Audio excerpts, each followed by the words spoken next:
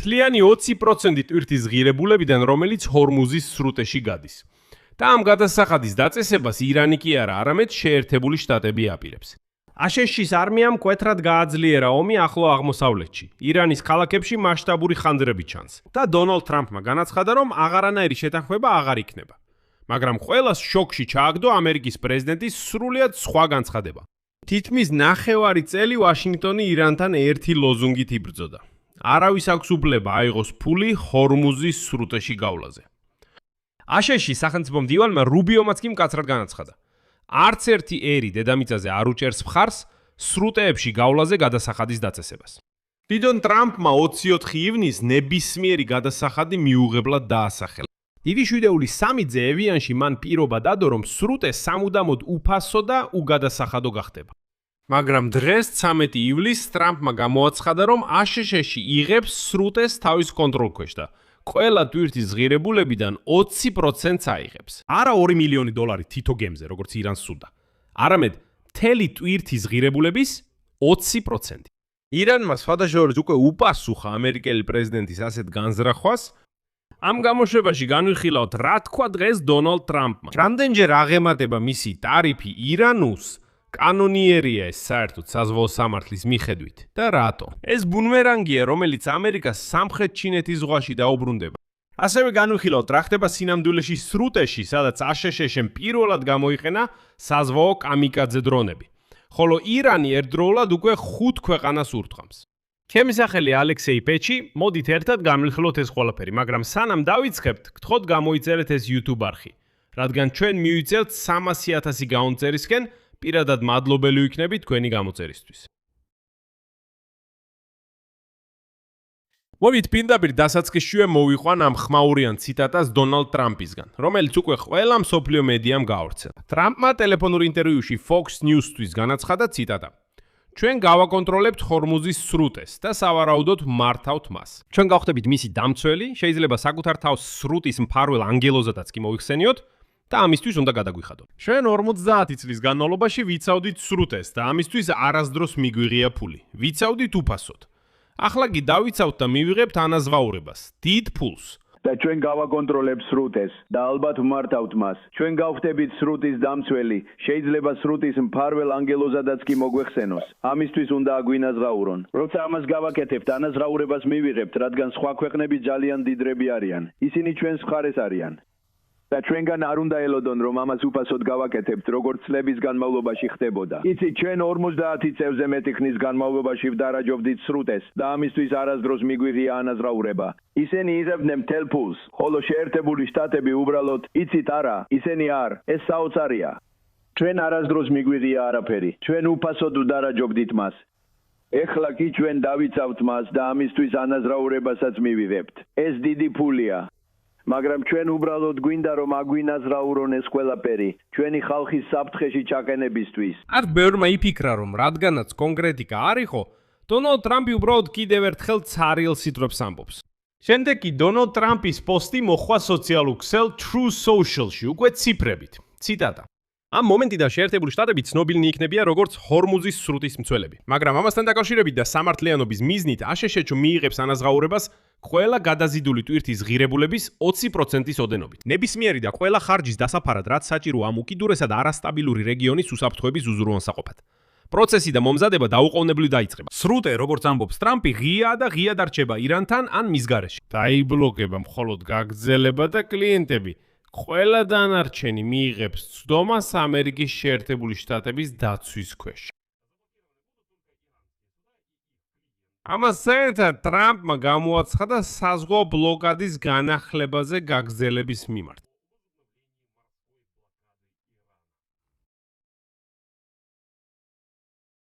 როგორც მიხდით, ტრამპმა საკუთარი პოლიტიკა 180 გრადუსით შეცვალა. ჯერ კიდევ ივნისის ბოლოს აშშ-ის ოფიციალური პოზიცია სრულიად საპირისპირო იყო. ტრამპის ადმინისტრაცია დაჟინებით იმეორებდა, რომ გემები ჰორმუზის სრუტეს უნდა გაივლიდნენ არავისთვის მოსაკრებლის გადახდის გარეშე.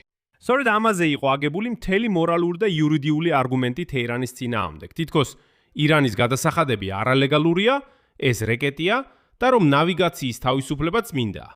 ეხლა ვაშინგტონი ზუსტად იმავეს აკეთებს, რის გამოც რეალურად ირანს ბომბავდა. განსხვავება მხოლოდ ისაა, რომ ამას გადასახადს კი არ უწოდებს, არამედ ხარჯების ანაზღაურებას. სამართლიანობისთვის უნდა ითქვას, რომ ამის მინიშნება უკვე იყო. ეს ახალი არაფერია.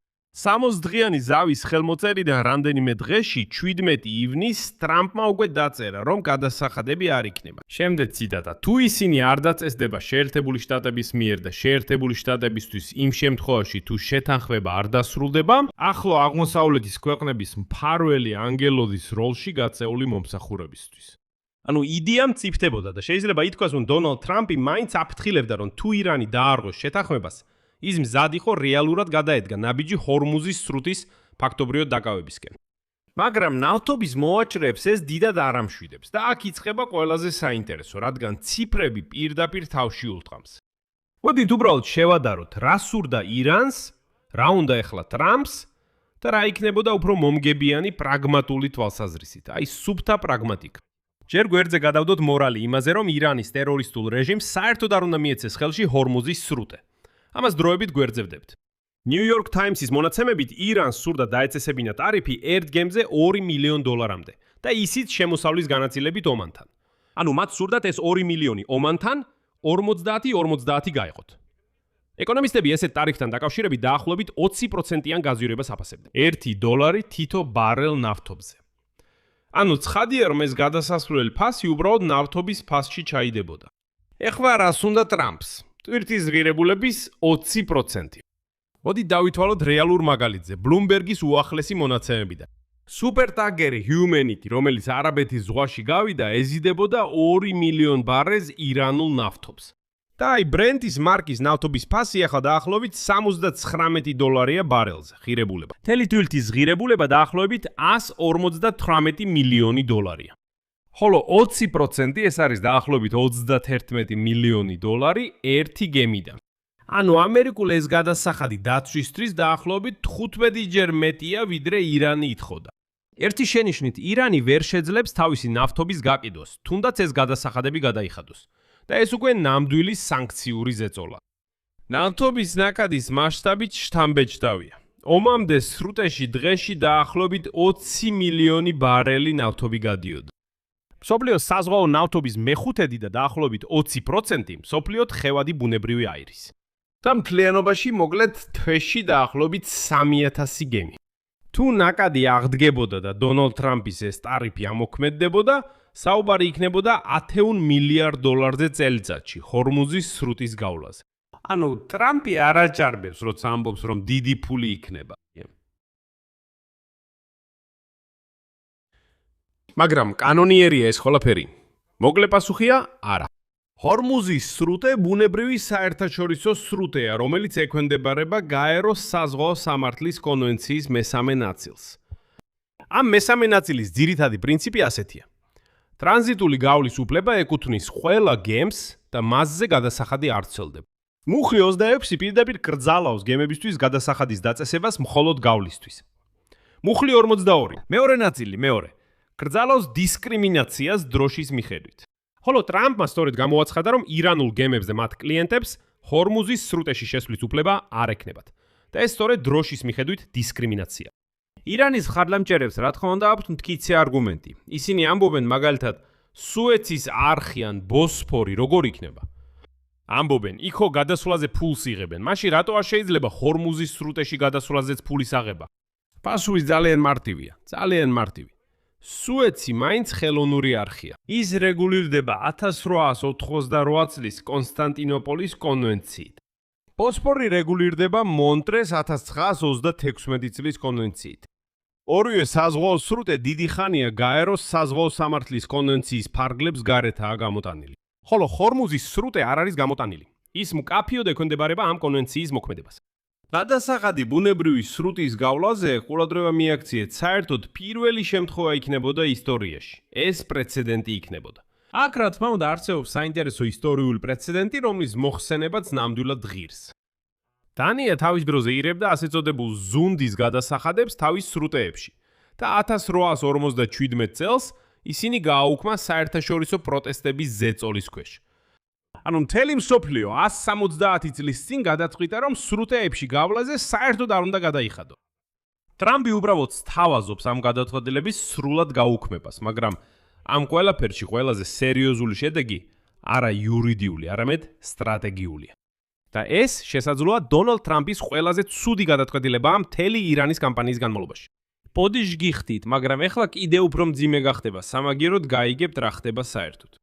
1979 წლიდან შეერთებული შტატები ეგრეთ წოდებული ნაოსნობის თავისუფლების პროგრამას ახორციელებს. ანუ რეგულარულად ატარებენ თავიანთ სამხედრო გემებს სადაო წყლებზე, რათა დაიცვან პრინციპი: სრუტეები ყველასთვის აბსოლუტურად თავისუფალია.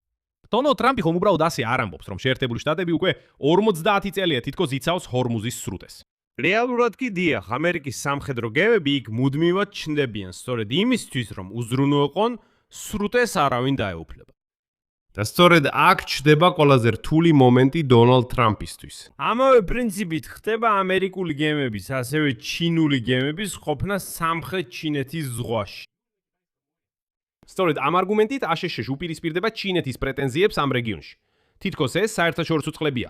შეიძლება სადაოა, მაგრამ ჩვენ მაინც გავატარებთ ჩვენს სამხედრო გემებს აქ, რათა დაუნტკიცოთ ჩინელებს, რომ არა, ეს ნამდვილად არ არის თქვენი ტერიტორია. ეს სადაო წყლებია. და უფრო მეტიც, 2026 წლის მაისში პეკინის სამიტზე დონალდ ტრამპი და სი ძინპინი საერთო პოზიციაზე შეთანხმდნენ. არანაირი ტარიფები, არანაირი ჰორმუზის სრუტის მილიტარიზაცია, ყველაფერი საერთაშორისო სამართლის მიხედვით. იმისთვის, რომ ეს სტატუს კო სამხრეთ ჩინეთის ზღვაში ასევე არ დაირღვეს, ეხლა კი ყველაზე მთავარი. რა მოხდება თუ შეერთებული შტატები თავად დააწესებს გადასახადს ჰორმუზის სრუტეში გავლაზე? ყველაფერი ძალიან მარტივია. ეს მაშინვე შთააგონებს ისეთ ქვეყნებს, როგორიცაა ჩინეთი, რომლებიც დიდი ხანია ცდილობენ მეტი კონტროლი მოიპოვონ სამხრეთ ჩინეთის ზღვაზე, რომ იგივე გააკეთონ. ამერიკა საკუთარი ხელით ანგრევს არგუმენტს, რომითაც ნახევარი საუკუნეა ზღვების თავისუფლებას იცავდა.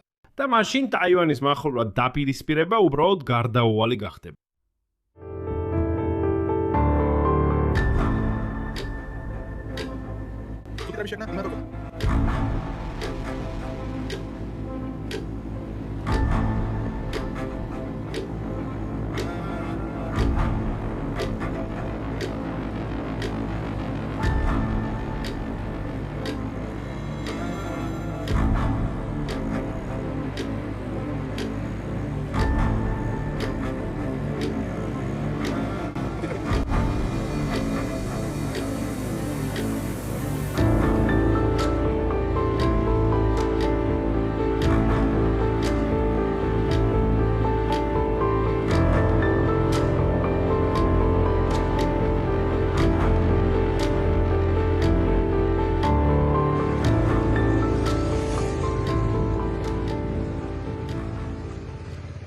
მაშინ როცა ახლო აღმოსავლეთის რეგიონში სიტყვიერი ბრძოლები მიმდინარეობს, ნამდვილი ომი გრძელდება და ესკალირდება. შეერთებული შტატების მხრიდან ეს ასე გამოიყურება. აშშ-ს არმიის ცენტრალურმა სარდლობამ ახალი დარტყმების ტალღა გამოაცხადა. დაზიანდა ირანული საჰაერო თავდაცვის სისტემები, სანაპირო რადარები, სარაკეტო და უპილოტო საშუალებები, მცირე კატერები. მონაწილეობდნენ გამანადგურებლები, საზღვაო ძალების გემები, კამიკაძე დრონები და პირველად სხვათა შორის კამიკაძე საზღვაო უპილოტო აპარატები. ეს არის ახალი კლასის იერარის დებიუტი ამ კონფლიქტში, რომელიც უკრაინამ დიდი ხნის წინ დაამუშავა რუსეთის გემებს. ეხლა კი შემოგთავაზებ ციტატას აშშ-ის ცენტრალური სარდლობიდან. ჰორმუზის სრუტე სასიცოცხლოდ მნიშვნელოვანი კორიდორია მსოფლიო ვაჭრობისთვის. ირანი მას არ აკონტროლებს და ტრამპმა კიდევ უფრო მარტივად დააკომენტარა Meet the Press-ის ეთერში. ჩვენ ისინი გუშინ ღამით მიწასთან გავასწორეთ. ირანის მხრიდან ყველაფერი ასე გამოიყურება. შემდეგი. ისლამური რევოლუციის მცველებმა განაცხადეს აშშ-ის ობიექტებზე დარტყმების შესახებ ერთდროულად 5 ქვეყანაში. ბაჰრეინში დაარტყეს ავიაბაზა შეიხისას, ეს მათი ვერტფრენების ტექნიკური მომსახურების კვანძია და დრონების მართვის ცენტრი. ქუვეითში დაარტყეს საჰაერო თავდაცვის სისტემას პატრიოტს. იუწყებია, რომ თითქოს გაანადგურეს თვითონ გამშვები დანადგარიც. დაარტყეს საწვავის რეზერვუარებს. ადრეული გაფრთხილების სისტემა ANFPS-იც დაზიანდა. იორდანიაში ირანელებმა დაარტყეს ავიაბაზა პრინც ჰასანს, იქ იწოდა საბრძოლო მასალისა და საწვავის საწყობები. და ყურადღება დაარტყეს ომანსაც, სადაც ამერიკული რადარები გაანადგურეს. კიდევ ერთი დარტყმა ქატარსაც მოხდა.